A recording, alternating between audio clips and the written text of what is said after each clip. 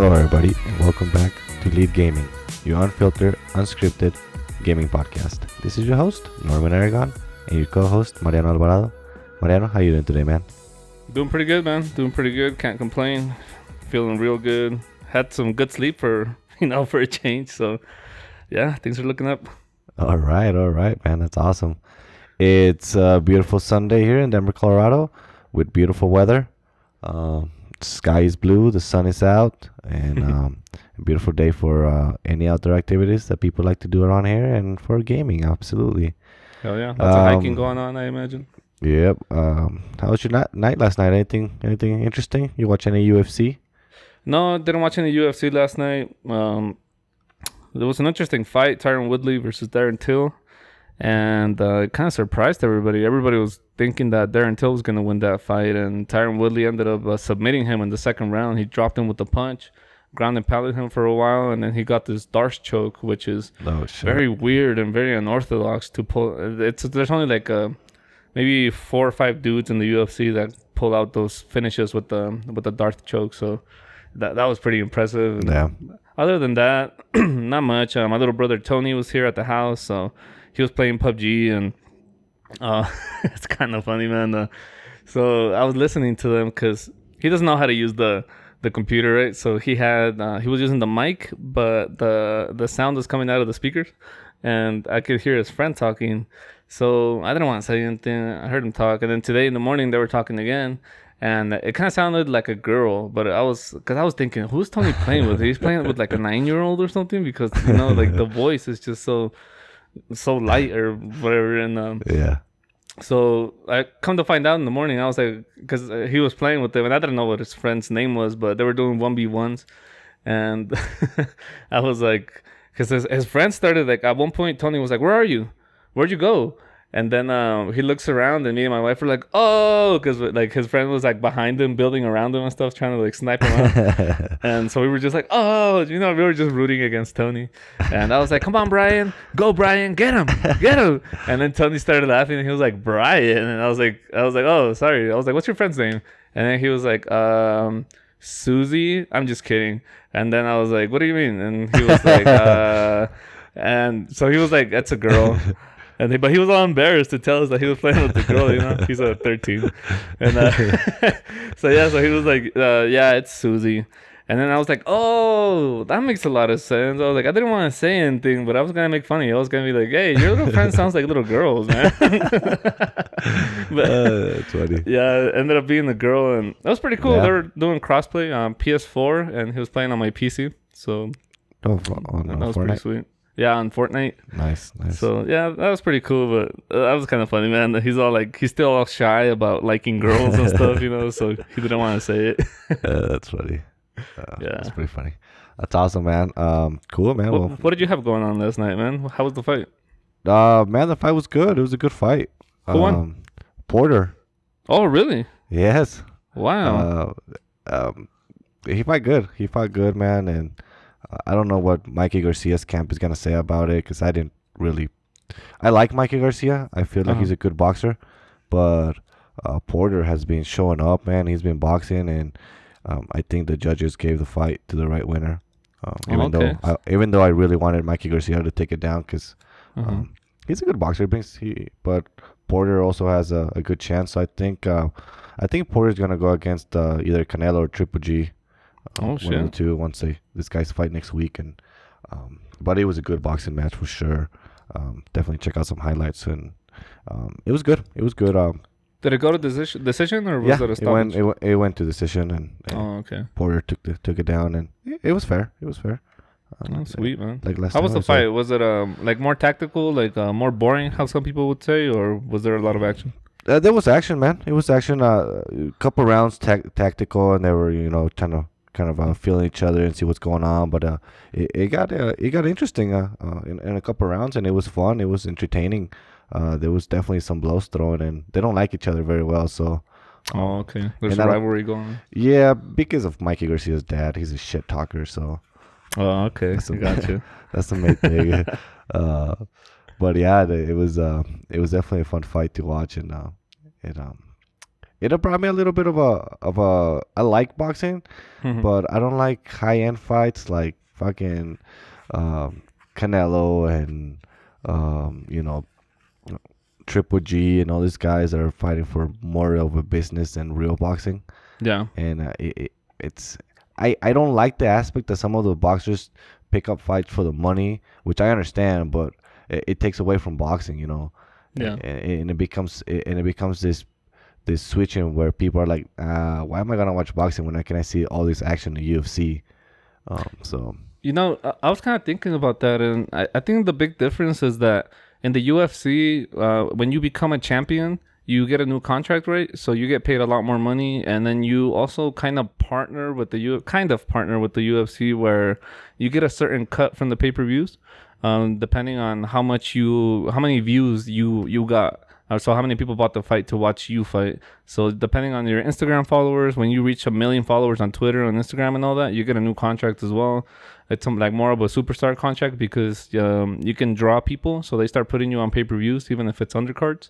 So I think that's something to do with that only the champ gets the money. So even all the top 10 guys, even though they're already big and even though they probably got some pretty good contracts where they get paid some good money, all of them are clawing to become the champ because those are the people that become rich, the champions. The people that are, if you're in the top 10 your whole life, yeah, you'll make some good money, but it's not gonna make you a millionaire.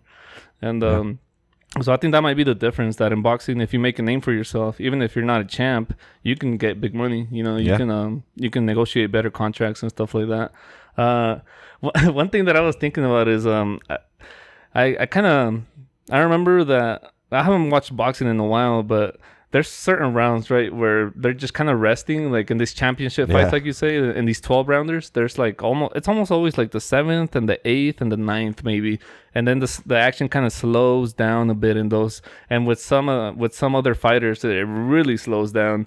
And they have that thing in UFC too. I was trying to avoid it with boxing and coming to watch the UFC, but in the 5 round fights, the fourth round is always like that. The fourth Yeah. round is always like, they're just going a little slower, just trying to get their energy so that in the last round they can go all out. But yeah, I think that might be the difference, man. The even if you're in the top 10, you're not making big bucks. The only guy that's making big money is the champ, and so these guys have to go for it. They have to claw it out.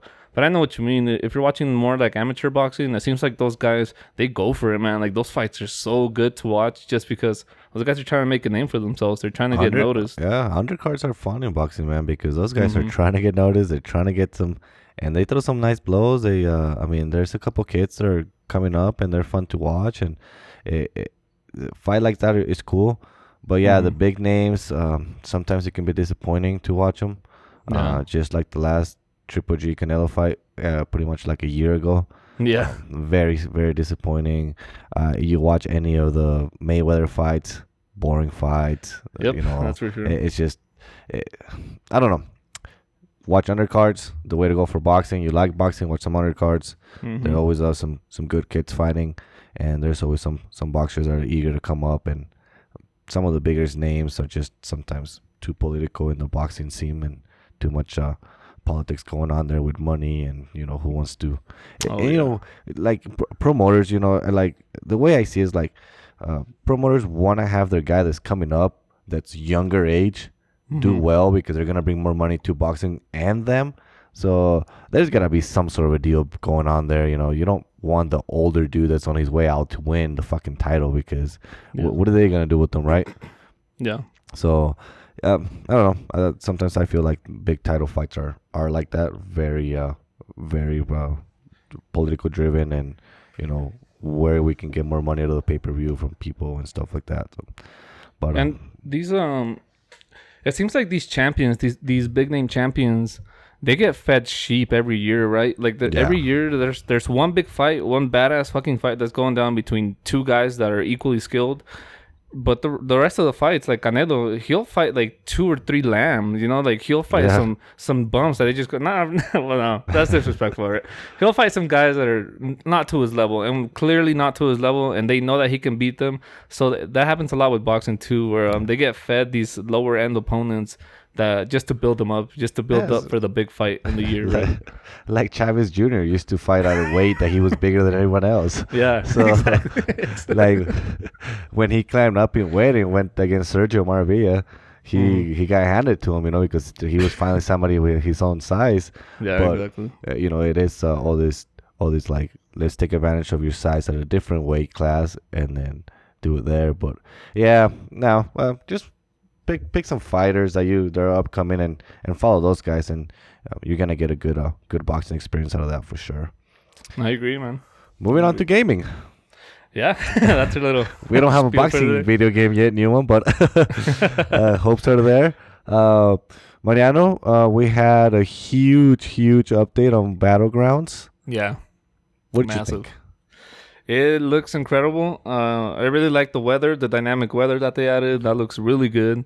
And let me point something out. Sorry, I meant to cut you out. We're talking about Xbox. Xbox, a big update.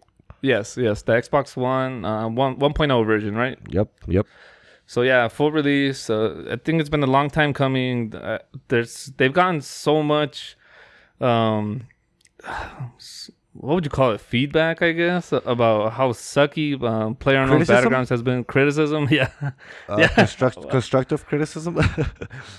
Some construction criticism, a lot of hating to go along with that, but that's to be expected, right? Yeah. And I'm glad they listened, man. I'm glad that they got this fixed. We have a few issues, like where our characters disappear all of a sudden, and some connection stuff every now and then. But that's tolerable. I could tolerate that with the experience that we're getting at the moment. It looks like they added more foliage. It looks like there's the textures got upgraded as well. It looks like they dropped some newer textures, and I'm really liking it, man. I like how smooth it plays, and yeah, I like it. I really do like it. A lot of microtransactions, but I mean, that's fine. It's just skins and stuff like that, so no harm done there. Just go crazy. So let's talk about that real quick. I personally like the 1.0 patch. A lot of things have been fixed. A lot of things seems to be running better. Mm-hmm. But Blue Hole or whatever it is, they have a lot of money, right? They have made a lot of money. And now that 1.0 came out, they just made themselves a lot more money with all these season pass transactions that just, like the season pass is $10. Like, who is not gonna forget already that they paid $30? Like, nah, I'm just gonna pay $10. Fuck it, exactly. For the season pass, right? Mm-hmm. And a lot of people are gonna pay the $10 to get the season pass and unlock as many of those things that are unlockable in the new map. Yeah. So that's a whole nother round of money coming to them, and I feel like, and I'm not sure because I guess we really don't know, but I feel like they have been investing some of that money to hiring more people to get the game created and polished up and fixed and whatever. Seems like it. Because they have the money and they kind of want to get it all fixed up and all wrapped up before, Battlefield and Call of Duty come up with their battle royales and compete with them on their level. So yeah, they have to, but I think in their hand, to give credit where it's due, they have done a good job. They've brought out motivation to play Battlegrounds again. In my case, I saw it. I wasn't in there for the achievements. I was in there for the weapon skins and getting the fucking leveling it up, in the pass, and getting as much of that clothing and customizations as I could out of it. So that definitely motivated me to get in there and start killing more and doing better for myself in the game. So it brought me back. So I'm playing it.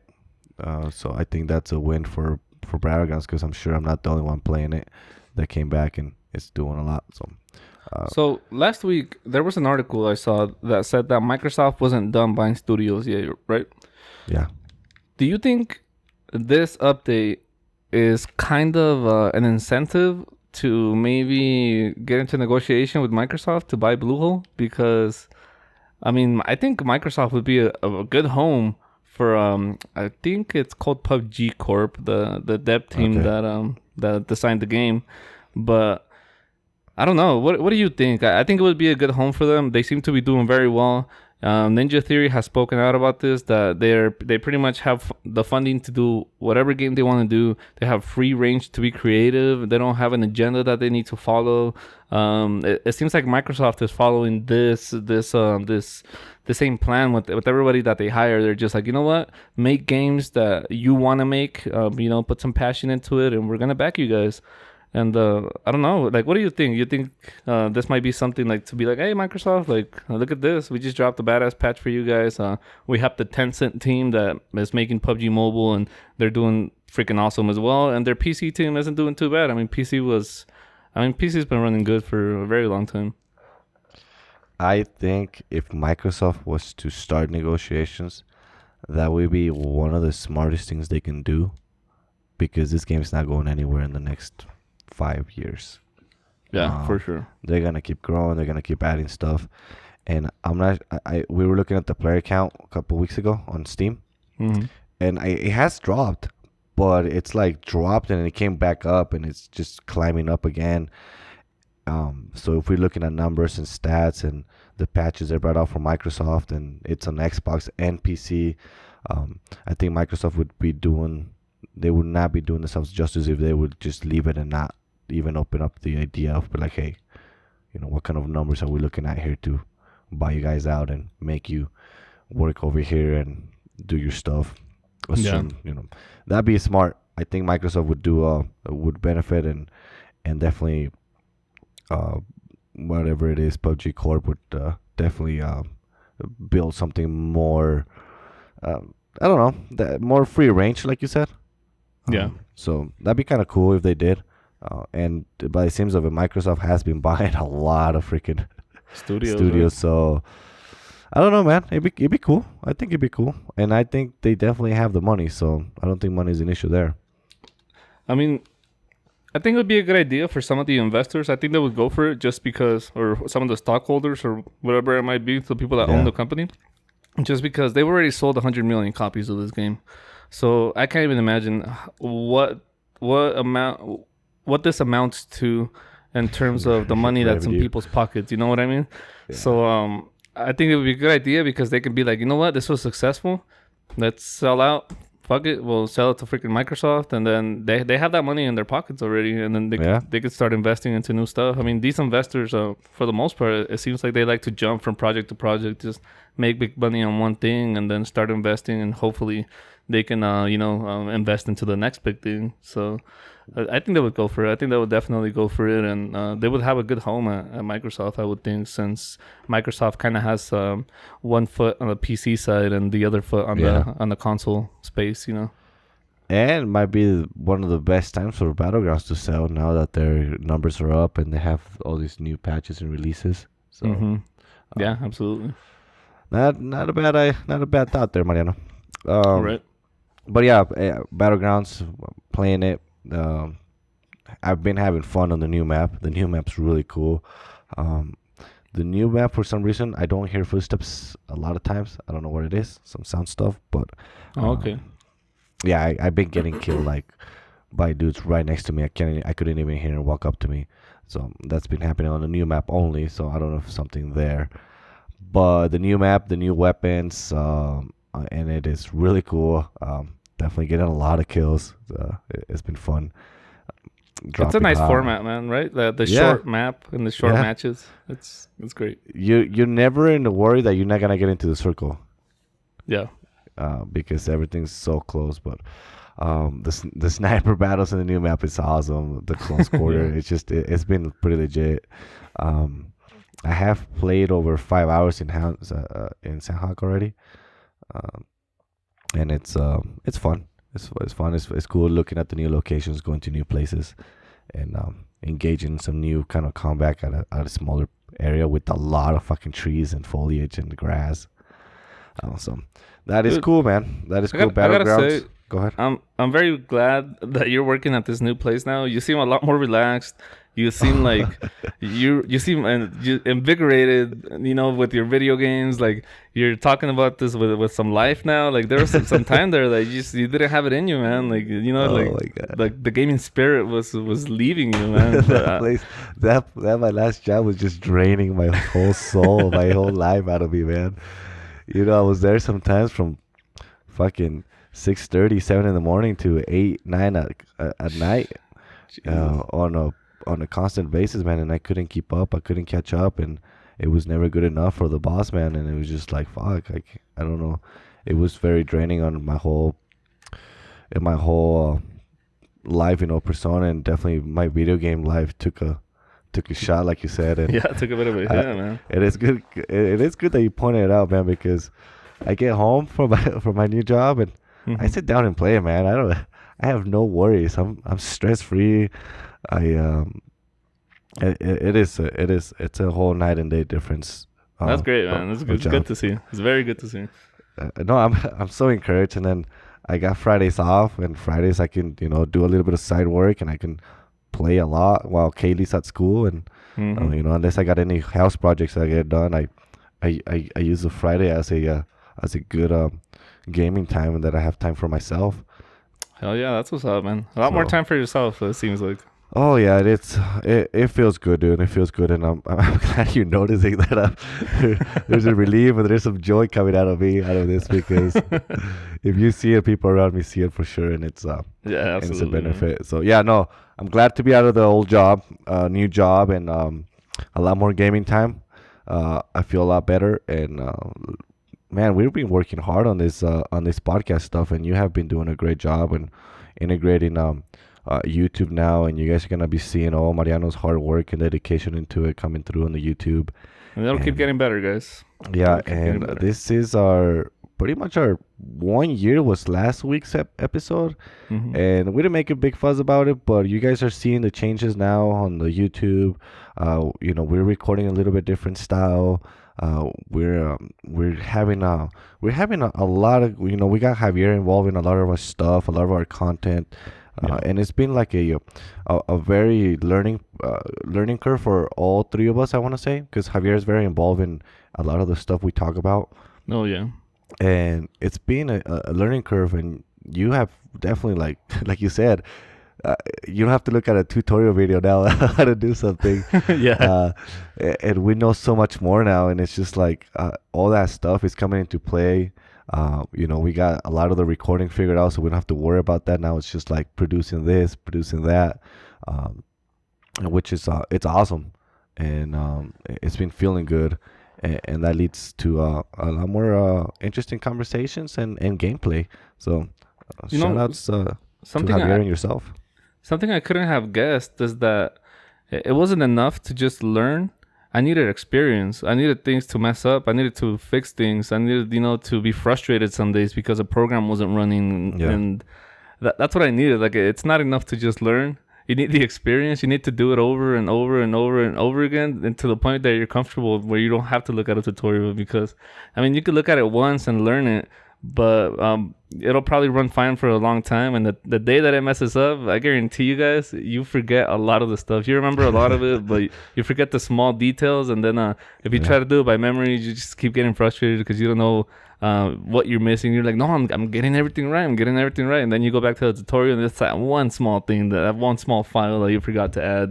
It's the experience is the key here. And I've been playing that PC Builder Simulator or whatever, and it's a thought process, man. On some of the PCs that come, that the game throws at you of challenges that you have to meet certain requirements. It's just like the customer pretty much says, I don't know what's going on, fix it. Yeah. Or you get the guys like, hey, I want my computer to benchmark at this fucking minimum, this benchmark's numbers.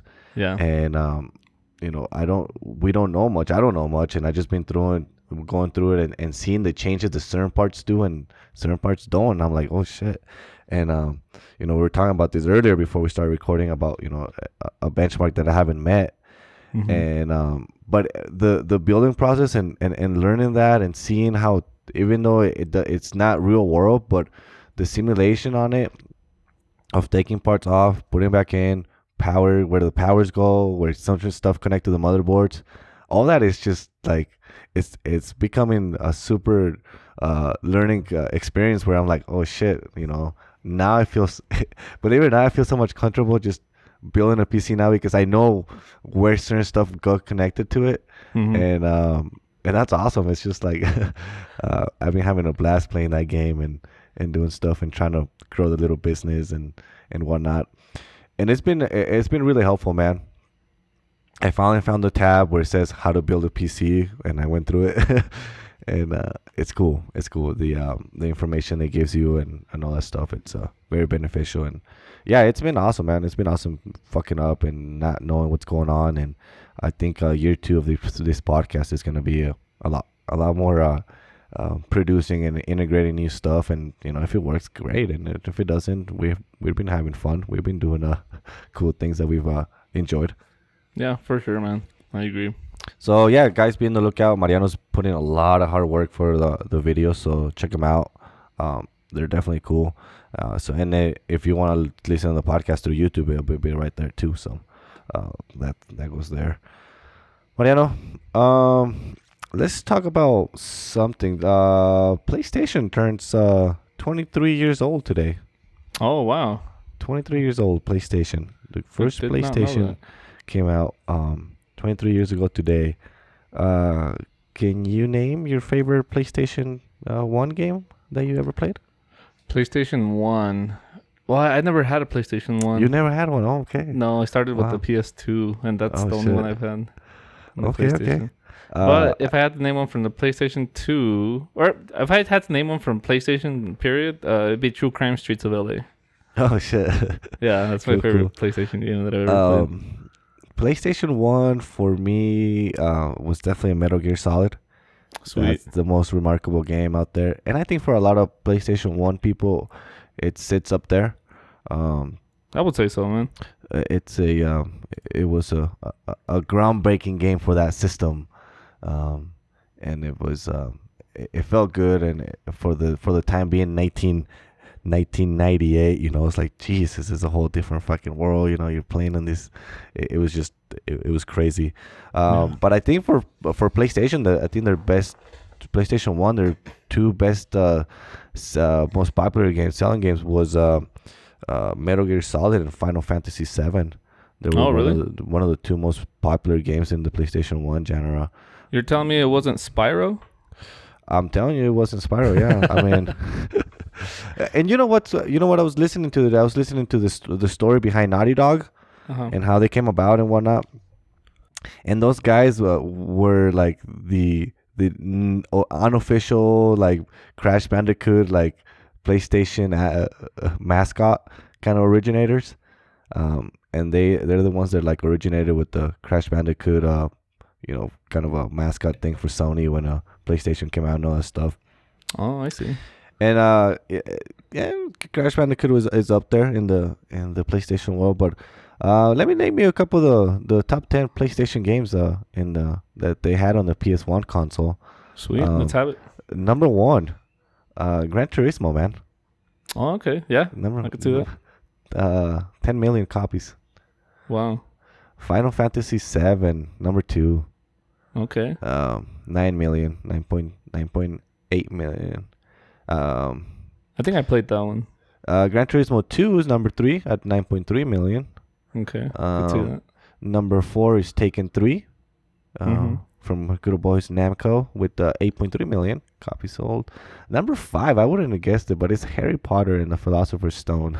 Wow. Yeah. What? It's published by EA. 8 million of them sold in 2001. Okay. Number 6, this one's a big popular one for PlayStation, Tomb Raider.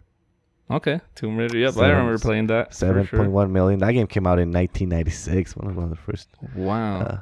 And then number 7, we got Final Fantasy 8 with 7 million. Okay. Number 8, Crash Bandicoot. Naughty Dog and Sony Entertainment, 6.8 million copies sold. And then number 9 is Tomb Raider 2 with 6.8 million. And on number 10, we got Metal Gear Solid with 6 million copies sold from Konami. Was the PS2 backwards compatible? Because I feel like I played some of those games. Yeah, I'm pretty sure it was. But Oh, okay. I think it was. So that's their top 10 PlayStation 1 games that were sold out there. And yeah, Gran Turismo number 1, man, 10 million. That's crazy. I could see that, man. I was all about Gran Turismo before Yeah. Forza ever existed. Gran Yeah. Turismo was the shit, man. I mean, you wanted to race. What do you That's what you were playing. And then I got carried away when I was looking at that list, and I was like, I'm just gonna look at the list of the most popular video games, like just the number one video game sold ever. What do you think it is? Number an one idea? ever. Yeah, like out of everything, no, just the one game, One game. one game that beats everybody. World of Warcraft? No, What is it? Tetris. Oh, yeah. Of course, man. What? I remember Of my mom course. playing Tetris. Wow. 170 million multi-platform copies sold of Tetris, man. Released in June 6, 1984. Wow. You want to take a guess on number 2? Number 2, Pac-Man? Minecraft. Oh, Minecraft. Oh, wow. That's impressive. Minecraft. That's 100 very impressive. 144 million copies sold. Jesus Dang. Christ. These are Wikipedia numbers, guys. So if any of you guys don't agree with it, just take in mind. This is Wikipedia stuff. It's a good thing Fortnite wasn't paid because that would have number 1 for sure. Number continue. number three. I don't want to go too far down this list, but number 3 is GTA 5. Oh, for sure, man. And I love GTA. then number 4, Wii Sports. Okay. The first Nintendo Wii Sports. Number 5, PlayerUnknown Battlegrounds. 50 Nice. million copies. Jesus Christ. Number 6, Super Mario Bros. 1985 copy. You know, good old NES. Okay. Number 7, Mario Kart Wii. For the Wii. Number 8, Wii Sports Resort in 2009. Number 9, Pokemon Red and Blue. And number 10, New Super Mario Bros. Wow. How old is that article? Didn't we see an article that said PUBG was at 100 mil? This is from 100. Oh wow! If it was 100 mil, if it's at 100 mil, it would be in thirds and definitely beating out GTA 5 because GTA 5 is at 95 million. Oh, wow. I don't know when the last time this list got updated. I don't see it here. But I could have sworn we talked about that on the podcast like a couple weeks ago. Yeah, it is possible. Let me see. Here, what it But says. then again, who knows where I'm getting my fucking sources? So you know what I mean? It might This all be is- bullshit. Yeah. But yeah, that's where it's this Wikipedia list at. But yeah, that's interesting. A lot of fucking Nintendo games in here. Yeah. Well, yeah. But They're Nintendo's the old, big though. dog. Mm-hmm. But definitely fucking GTA over here. Nintendo's like gaming's grandfather. Sorry, Javier.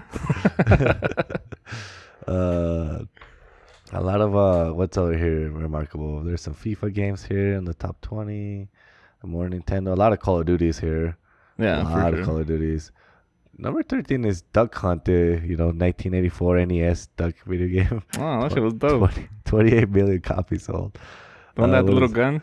Yeah.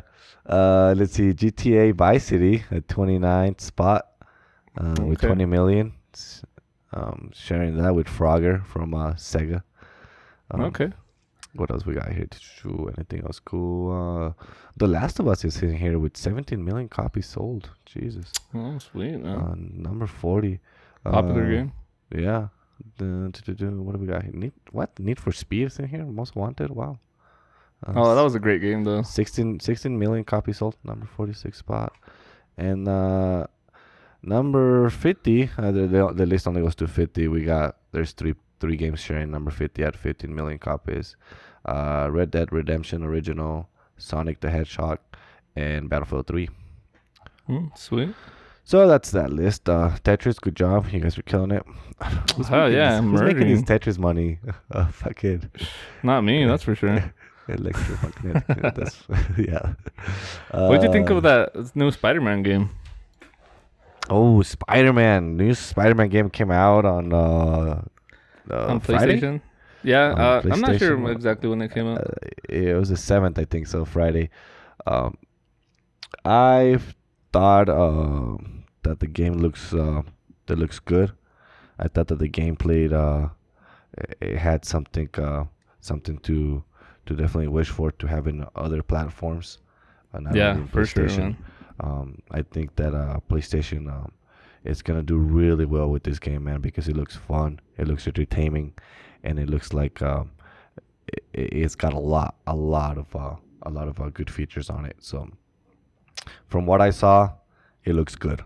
I'm not gonna lie. I'm gonna give fucking PlayStation, Sony, and those guys to keep that game exclusive to them props because I wish I had it on Xbox so I could be playing it already. Oh yeah, for sure, man. I wish I had a PlayStation. So I think I'll probably buy it today for the PlayStation, just because I did some side work and I got a $50 PlayStation Store gift card. Sweet. So my customers know I'm a gamer, so I wish they would have brought me a $50 Microsoft Store gift card, but it's okay. We'll make that PlayStation 1 work. A Steam gift card, an Amazon gift card, man, for your yeah for your build. For my build, but you guys mind doing a quick little $500 Amazon gift? But no, man, play the videos that I saw, and keep in mind I had not seen any videos of Spider-Man until you showed me today the clips that we got from our very reliable source, Javier. Mm-hmm. They look cool, man. I like the one where he's chasing down this car and he's just going through the city, and you know it was cool, man. It looked really fun, and then all the action looks fast. It looks addicting, and kind of the when he has this kind of the whatever it is, where his spider legs come out and he's able to play that perk. Yeah, that's also cool, man. It's kind of creepy because I never seen it on Spider-Man, but it is very creepy. I think the game looks good. I think the gameplay looks fun, and I think I'm gonna pick it up earlier than I thought I was. It's also so I was watching the video that he sent me. I haven't personally played the game, but Javier was gracious enough to record an hour and 20 minutes for me, and I just kind of watched the video and picked up some clips for you guys, and it looks really good, man. I was surprised by how when he's swinging like on top of the buildings, his spider sense is just going off, and there's crimes all around the city, and you really have to like pick and choose which crime you want to stop. Seems very overwhelming just in that sense, and the combat is really cool. It looks ridiculous, like he's just jumping from character to character. We were talking about how it's similar to the Batman games, and yeah, so it looks really good, man. Another funny part that he mentioned is that James Jonah Jameson, the newspaper guy, for people that don't know, he has a podcast in this game. And I guess if you're going by and you ignore a crime, that person might call into the podcast, and you can listen to the podcast as you're going through the city. That person might call into the podcast and be like, "Yeah, that Spider-Man guy is a freaking jerk. The other day I was getting mugged and he just swung by." And so I really like that part of the game, the interaction with the city. I like that he jumps down into the streets, and then people recognize, like, "Hey, it's Spider-Man," and then he like goes up to this girl, and they like. This girl or guy, I don't know, but they do like the high five or like a chest pump or something like that. It's really cool, man. I like the way it looks. It looks a bit overwhelming. Like it kind of feels like I wouldn't be able to sit down and play it for many hours, but that might be just because I'm looking at a video and not actually in the fight, Yeah. But yeah, it looks good. It looks very good. The graphics look very good, and then this footage that you'll see right here, that you're seeing right now, actually, it was recorded on the regular PlayStation. It's not the PlayStation 4 Pro, so I'd like to see what the difference is with the Pro. I was about to ask you, what do you think we're gonna get once you see it on my Pro to Javier's regular? I wonder how big of a difference it is. Yeah, me too. I guess we'll have to find out. I'll get it. I'll probably get the game today and then get it downloaded, and I'll see if we can compare some footage from his PlayStation to mine, and see how big of a jump it is on graphics or whatnot. I'm guessing it'll jump up to 1440p, right? I really hope so. I at least upscaled it, and then see if it's that big of a difference between the Pro and the other one on the good old Spider-Man game. So gotta get some hours on that PlayStation. It's collecting dust. Yeah, A no, lot of for dust. sure. The God of War edition PlayStation. It is an Oh, exclusive, so it'd be very sad to see if there isn't a big, like a massive difference in textures or whatever. Like, yeah, that would be sad to see. So I hope that there is a significant difference, something substantial, because I mean it's an exclusive. If they don't put in the work for exclusives, they're never yeah, gonna do anything with that pro. gotta put in all that work. But no man, Spider-Man definitely a popular franchise, and it's been in the Sony works for a while, and I'm glad that the game is fun and it looks fun. At least I haven't played it, but it looks fun and it looks like they made the open world be interactive with a lot of it, and having real time consequences of what you do with or how you travel in the world and whatnot Yeah, has a backlash to it. And I think that a lot of games are switching to some sort of style like that, where there's real time consequences. We saw it on Cyberpunk 2 as well. yeah. And nah, man, I think I'll be playing some Spider-Man, maybe an hour or two a night, and see how I do on it. I do not want to go. I don't want to back out of Battlegrounds too much, because you lose touch in that fucking game if you're out of it for too long. So Definitely do. I got a hot hand right now rolling on Battlegrounds, and I want to keep it going. And and it's Especially just with so the season pass thing, right? Like that's yeah. it's so it's so alluring. It just brings you back. I just want to keep leveling it up, Yeah. And we did unlock some achievements right off the bat, but Mhm. I'm not even worried about the achievements. I'm just worried about leveling it up and follow the daily objectives and whatnot. Which to a point, I guess it's an achievement, but it's different. But yeah, it'd be so much easier if I can just play everything through my Xbox. I'd have to switch to PlayStation. That is true. We need a unified console, man. That's what we need. Yeah, I like fuck, man. I gotta run my Ethernet to the PlayStation, and run my I guess the HDMI is fine, but I gotta plug all that stuff up Yeah. and charge the remote, and it's not a big deal, but it'd be easier just to not having to do all that. And I gotta probably be like in Discord or something talking to somebody, because I'm gonna fucking go crazy not fucking talking to anybody while I'm playing. That's the Yeah. worst part. The being so antisocial while I'm doing single players, where it could be a fun game, but I'll start falling asleep, dude. I literally will start falling asleep. If I'm not socializing, if I'm just here sitting quietly playing the game, I will just be like, no, I'm done. I my eyes are just shutting by themselves, and I think that's a bad habit that I picked up playing with you guys online so much. Yeah. That I just Yeah, want to be. for I sure. just want to be part of a. I don't even. It doesn't matter what it is. I just be part of a fucking of a group chat and be conversating about whatever. But that's the thing, man. Sometimes like I'll jump in, and if I see Steven, I'll just invite him to the party, and I don't care what the fuck he's playing. I just want to be talking to him and while I'm doing something. Yeah, you And just want to socialize, man. yeah. So that's the bad thing about Sony. I just don't have any fucking friends in there or anything to have a conversation with. So I gotta run my Xbox app through the PC or whatever and try to Yeah. communicate. But anyways, we'll see how Spider-Man looks from my Pro to the regular. Hopefully, there's some changes. Call of Duty tweeted out a new map. Yep. Absolutely. What do we know so far Blackout 4 about? Blackout map. Yeah. So we know a few things. They actually dropped some more information a few days ago, or yesterday, and I didn't get that info. But what I did get is that it'll host 80 players, and the private beta is going to be available next week, which would be this week, since you guys are listening to this tomorrow. The final player count is still subject to change, so you can expect that to maybe bump up to 100. Who knows? They'll see what it's like. So they're going to be active in the community. They're going to be listening to people in order to adapt and evolve. So that sounds very good. I'm glad that they're doing that. I'm glad that they're keeping a close ear to the ground. PlayStation 4 will start on September 10th. Xbox will start on September 14th. And only people that have pre-ordered will have access to the beta. On PC, That's not really the case. The beta starts on September 15th, and anyone with the Battle.net account will have access to the beta, so you don't have to pre-order. You can try it out for free.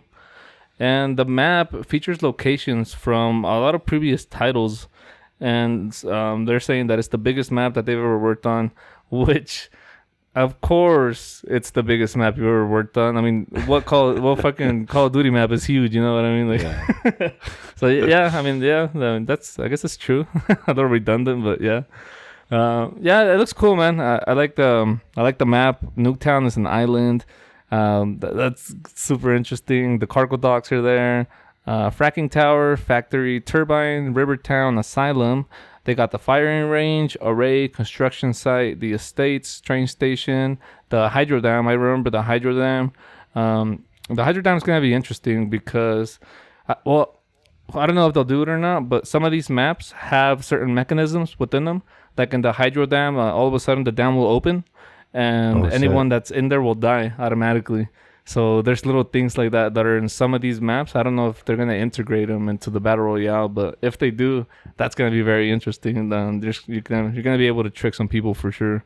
Yeah, that's awesome. That's something else to watch out for. I also know that you're going to have a wingsuit. And when you get to a certain altitude, your parachute will deploy. You jump out of a chopper in the beginning of the match. And... you keep that wingsuit, so if you're on the ledge or on top of a tall building, you can just jump off and fly. So that's another cool thing that I really liked about this game. Sounds fun. That's pretty much it. That's all I know about Blackout. I mean, and yeah, it sounds interesting, man. I'm gonna try it out for sure since it's free. I don't have to pre-order. And what do you think about the map design? The map design, it's cool. It's cool. I mean, it's I don't know. It's your standard Battle Royale map, I guess. You know, right? It's got a small island on the side. I think the only thing I see is like that river, that dam thing. You know, that can cause some cool stuff. But yeah, it's pretty standard. I mean, it's nothing crazy. I don't know. I feel like as soon as people know where the hot zones are, that's where everyone's gonna be dropping. So I think this is very smart. They're not gonna overwhelm. They don't want to overwhelm anyone, so they're showing you something you recognize. You know what I mean? Like you look at this map, very recognizable, very familiar, and I think this is smart. This is smart because a lot of people don't like change, and if you release something overly complicated, then people might be like, I'm just gonna play Fortnite. You're like, nah, fuck that. I don't want to try that. It seems too much. Going back to Fortnite now. Battlefield had some news too, huh? Yes, Battlefield. I have a lot more information on that. Sorry, I was texting my little brother. He wanted to know what my Twitch was. Okay, so Battlefield, they dropped a trailer, and the trailer was really good. It was about 8 minutes. I had a lot of information in it, so I just I probably watched it over like 30 times and just paused and played and shit. But I do it so you guys don't have to. So here we go, guys. The multiplayer modes are going to include Final Stand, which is you make one last push to the final stand. Airborne, you parachute into the middle of a conflict. Breakthrough, you establish a forward front. And then the rest, they didn't describe, but they're pretty self-explanatory. It's domination, front lines, team deathmatch, conquest, assault, and conquest. So those are going to be your multiplayer modes. Firestorm, the Battle Royale, we know that it's going to be 16 teams of 4, and you fight to become the last squad standing. The largest map they've ever worked on. Sandbox filled with destructible buildings, weaponry, and vehicles. So that's pretty interesting. Let me ask you something there. Do you think this they did it on these teams since they have like 4 different classes and they want one member to be one each class? Yes, they mentioned that in the video that squad play is going to be more important than ever, and I'm guessing that's what they were referring to because they only talked about the Battle Royale for a little bit. They only give you those 3 things, okay. But once they start talking about the new mechanics that they changed in the game, that's when they mentioned that they were like squad play is going to be much more important than ever. You're going to have to stick together. Like they don't recommend splitting up anymore, so they want you to stick together in your group of 4 and work together and figure out how to complement each other's abilities, I guess. Nice. So yes, I do think like that. That's going to it's going to I play like a that role. because I like that because we all in Battlefield we all have our role that we like to play, right? Yes. And that's cool, man. That's cool. I like that. That's Yeah, awesome. man. It's I think it's smart. It's smarter than to do it this way. Yeah, because you got your medic, you got your sniper, you got your assault, and then And then you got your heavy. your heavy, and they all have their own little perks that they can share with everyone else, which is awesome. Yep, I like that. exactly, I like that man. aspect, dude. That sounds pretty cool. And then so the core gameplay, there's gonna be some changes in that. And some of those are going to be stuff like deeper squad play, more fluid movement, better gun mechanics, more ways to destroy, and also build around your surroundings, which sounds very interesting.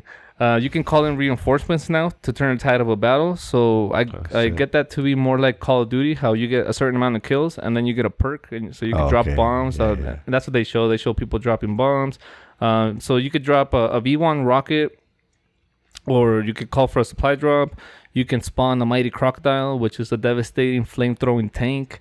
Movement has been revamped, giving you more control, and you can kind of see that in that trailer.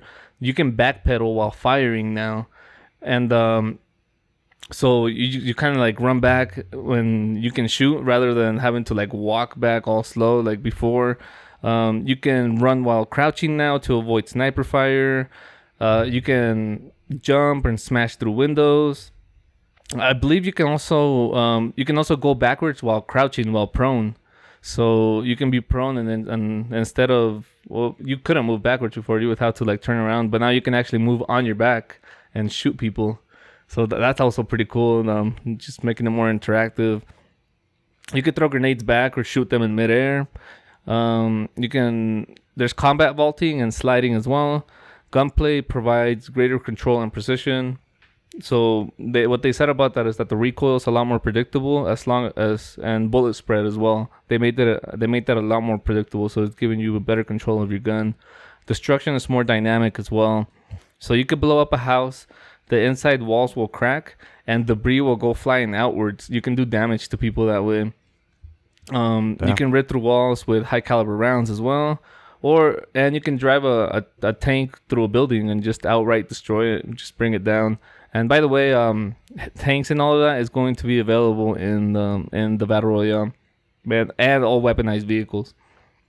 So every soldier is equipped with a toolbox, and you can build fortifications in specific areas. You can dig foxholes, you can lay down sandbags, you can build bridges, barbed wire, tank stoppers, and a lot more stuff. You can reinforce buildings that have been destroyed. You can create choke points to gain an advantage. You can up new routes to flank opponents. So you could build like a bridge from one house to another to go from one house to another and hit someone from the top building. Yeah, man, it's really cool. It's a whole new dynamic. They're adding Fortnite to they're doing like the Fortnite thing, man, but with Battlefield, It's dope. That's crazy. Super cool, man. You could like the foxholes looked really interesting. Some guys were being attacked, they were being held down, and then one of them starts dropping saddlebags, and the other guy makes the foxhole, and then the other guy puts barbed wire around it, and then they just start shooting down everybody that's around them. It was pretty cool. I was like, damn. The anthology series is still back with the storylines, and it looks really cool. So it's just the storylines that everybody loved from Battlefield 4 or Battlefield 5. What? Battlefield 1. Battlefield 1. Yeah, from Battlefield 1. This is very interesting. No more premium pass. So they done away with it. It's out. Fuck the premium pass. And they got this new thing called the Tides of War. So it's going to be a free journey through World War II, open to all Battlefield 5 players. The first theme is going to be the fall of Europe. And this one's going to launch.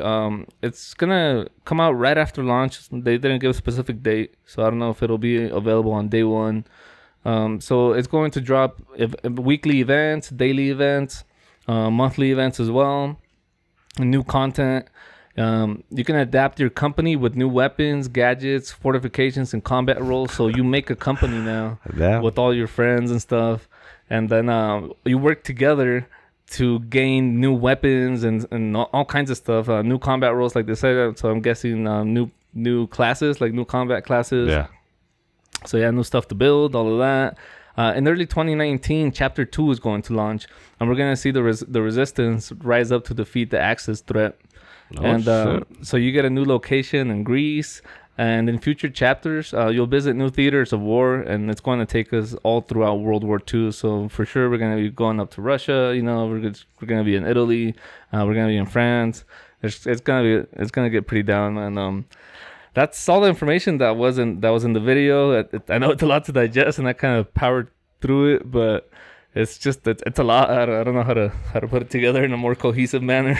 No, man, it's that was pretty good. I think that's a lot of info, and that's awesome, man. I like that stuff. What do you think, man? It seems like they completely revamped multiplayer. Man, it's just you can tell the difference between a AAA studio and this guy's really put some work into it, man. Yeah. They're integrating stuff like you said from Fortnite, from the building aspect to the fortifications and drop downs from Call of Duty. Like these guys are bringing their balls out. They want to make a good game, and you know what? Battlefield brought me to first person shooters like no other. Mm-hmm. And it's awesome, man. I'm excited for Battlefield. I'm excited for this new style of gameplay, and hopefully we can squad up again and get some nice gameplay, man, because I think the most thing I like about Battlefield was all four of us just going through, man, being Apple Squad, fucking just ripping through everybody. And hell yeah. The dynamic that it made, that we made, it was just, it made for a really video game experience that was fun, and the joy of why we play video games, and I saw that in our last Battlefield. What did we play that game for 6 months straight? Yeah, yeah, man. And it was a commitment. Even Steven was committed to Battlefield. And I think to a point he still is, because he's probably one of the games he plays the most. But no, man. Hopefully this new Battlefield brings all this stuff to us, and in a way where it's not overwhelming or just overkilled, mm-hmm. and we can have fun and play Battlefield like we have before, and have some fucking fun time, man. Because that's the most enjoyable part about these games, where I find it myself. The laughs, the fucking the kills, just like the whole energy that gets involved playing this game. It's just it's fun, man, and I think that's the funnest thing I have with Battlefield, and squatting up and doing all this stuff through it. And if all this stuff that is gonna be integrated into it, I know Chango's gonna like getting better at it and not fucking be left behind. So, Dude, with all this, if they make the Battle Royale mode free, Firestorm free, fuck, man. Like, who's not going to want to play this game? Like, it sounds freaking awesome. The building seems simple. Like, it seemed almost like, maybe not as, or yeah, maybe like Fortnite simple. Like, it seemed like you just use the D-pad, and that's how you go through the stuff you can build and stuff like that. So, it didn't seem too complicated. Everything seemed pretty simple, pretty clear cut. So I guess we gotta wait and see, but I'm confident it'll do pretty well. Should be fun for playing some Battlefield. I'm excited. Man. I'm excited for Call of Duty and Battlefield to come out and see, what kind of gameplay they bring to us. So that's an interesting factor that we're dealing here with, and it's good, man. It's good. It feels good to be a part of gaming around this time of year, because all this new stuff is coming out, a lot of new content, a lot of new games, and they're not disappointing right now. They are not disappointing. Mm-hmm. They just keep showing us some good stuff, just like Spider-Man did, and now we got some shooting games coming out, Battlegrounds picking up their end, and it's cool, man. It's cool. And not to say it, but our PC gaming should be up pretty soon too, so that should be exciting. Yeah. And No Man's Sky having some nice updates coming up this month, I think, right? Star Citizen. Oh yeah, Star Citizen for sure. What happened to No Man's Sky? If people still play No Man's Sky? I don't know. It'll be interesting to see how the numbers are doing. I'm guessing with multiplayer, a lot more people are playing. Probably. I mean, once you start playing, there's so much to do, and it seems like it's a little more grindy now, just because there's so much stuff to build, and I mean, you could build a fleet with a fleet of what do they call the freighters and stuff like that. Oh, okay. So I'm sure that it's keeping people busy. But yeah, man, we're gonna get our first planet that we can visit to. Ooh, The first city. We had seen that video that you sent to us, and it was it was it looked so good, right? Yeah, it was fucking awesome.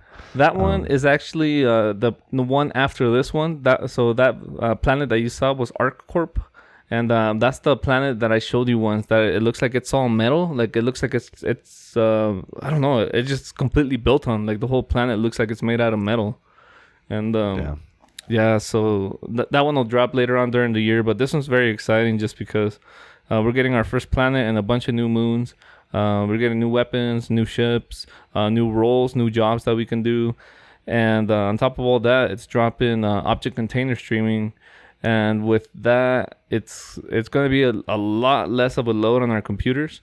So we might get a big frame rate boost. And that's the big thing with it right now. That even if you have a badass computer, you're getting from 20 to 35 FPS to 40 FPS, you know, just because there's so much. The load is so huge on your computer, on RAM, on everything. And, I wonder how AMD processors do with Hito and those fucking demanding stuff. That is true. Because, I mean, I think for a lot of people, I mean, the biggest difference between an AMD and an Intel is that the AMD runs at a higher wattage and, you know, more power, more heat. So I wonder how. And those, I mean, they do good cooling off with their fans, but AMD processors do tend to run a little hotter than Intel. So that'd be interesting to see how your PC does with all this stuff. But it's because that game is just so massive, dude, and it looks so damn good. Yeah, and those so guys, demanding. and those guys are not caring about your fucking rig. They just want to put out a fucking. Yeah, that's true, man. I mean, just to play the game, you need a pretty beefy computer. Yeah. Pretty soon, dude, we're gonna be running 2 fucking game GPUs on our PCs. Watch just to keep up with fucking Star Citizen, especially because I don't see it coming out in the next 4 years, you know. So it'll probably take a while, which is kind of smart on their part because they're integrating a lot of new technology that's coming out into their game. So I think they're kind of staying on the ball with that. I think as long as the people are willing to fund them and they're not dragging things out, we're seeing progress. We're seeing a game actually being made. I think as long as that happens, people will continue to fund them for a pretty long time. Yeah, that's good for them, man. I like that game. I like how it's working out. So hopefully it looks good at the end. So we had some Red Dead news. They were saying they came out and said that Red Dead will not have the GTA 5 character switching mechanic. Okay. What do you think about that? You think? Well, I really thought originally that it was gonna have a mechanic like that on Red Dead because it seemed to work so well on GTA. Yeah. But I wonder if you're just gonna play with one character and that's it. Well, it's starting to feel like it, man. Unless it's super linear. And you're going to play like a certain part of the game as this character and then another portion of the game as another character and then another portion as another character. And then you might go back to John or whatever. So maybe that's what they're doing. Maybe it's more of a straight story, like a straight linear story game rather than open world. But I don't see it, right? It has to be open world. So I don't see how that would work. I mean, I guess maybe we're just going to be John again. John, what's his name? John Marston? No, he will be in the game, but no, we're a different character this time. Oh, okay. So okay. Yeah, we're playing a different character, but he was announced that he was going to be there in the part of the gameplay. They were releasing character names on their Twitter account, I think. They've been giving us a couple different character names and whatnot. But, okay. So, maybe it'll just be that one guy then the entire game. I mean, it probably makes a more intriguing story. I mean, Rockstar knows how to make fucking stories. So or maybe you will switch characters, but you just won't have the freedom to go back to the character you were using before. You'll just have to play as the other character for a certain portion of the game. Ooh, that is true. You know, play certain parts. That's an interesting point. Yeah. The good old video game industry just keeps bringing out news and it keeps so fucking. It's so weird how it just keeps everybody talking about all this shit. And now, especially this time of year, it's just starting to like climb up, you know, a lot of releases, a lot of things out there. And fucking Spider-Man's been it's been killing it with advertisement and marketing. So What'd you think about those GameStop employees that they watched the Red Dead and they were like, it's boring. It's just a horse riding simulator. I didn't see it. Like, all right, harsh. It's funny that happened. No, man, it's just yeah, it's savage. But I read an article. They were doing a big showing of like the new games coming up. So they were showing them a bunch of exclusive content. And one of the employees said that he was like, it's just a horse riding simulator. That's funny. Well, yeah, that's all you gotta do, ride a fucking horse. Well, people are savage like that, right? Like even with Hideo Kojima's absolutely. new game, Fuck yeah. Dead Rising, they're like, Death the Stranding, FedEx simulator. Yeah. God damn. That's all I can see. Like you're fucking delivering packages. I was like, what the fuck? Are you kidding me? I know this guy is nuts, but fuck, I didn't know he was that crazy.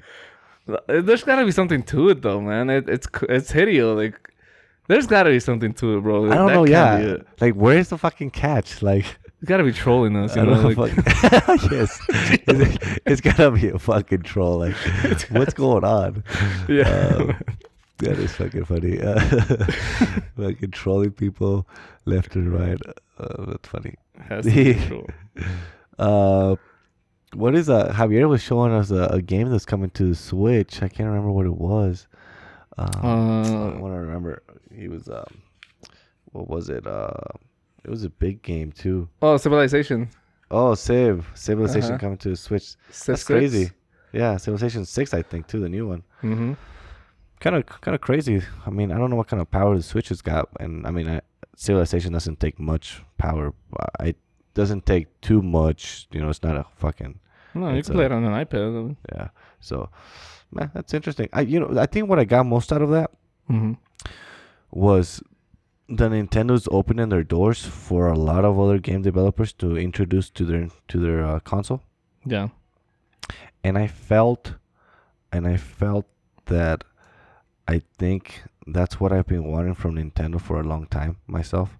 Yeah. To be able to play different studio games in Nintendo consoles. Yeah. Because especially handheld, right?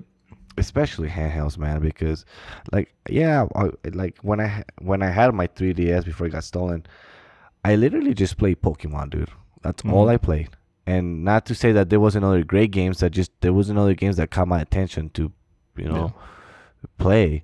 And now owning a Switch seems like a more it seems like you're actually getting your money's worth out of the Switch with the options that you have. Yeah. You're not just getting Zelda and Mario. Now you're actually getting all these other studios that are dropping games for it. So I like that.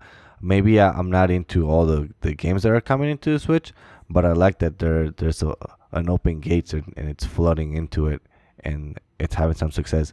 Now, I don't know how their multiplayer works, but if their multiplayer shit was super integrated into it and, you can just, Wi-Fi shit and play with other people and have fun like that, that'd be awesome too. But no, shout outs for Nintendo for doing that. And I do give a lot of shit to Nintendo for being so damn fucking playing hard to get and whatnot. But that's awesome that they're opening up the doors for other developers and studios to port their games into their systems.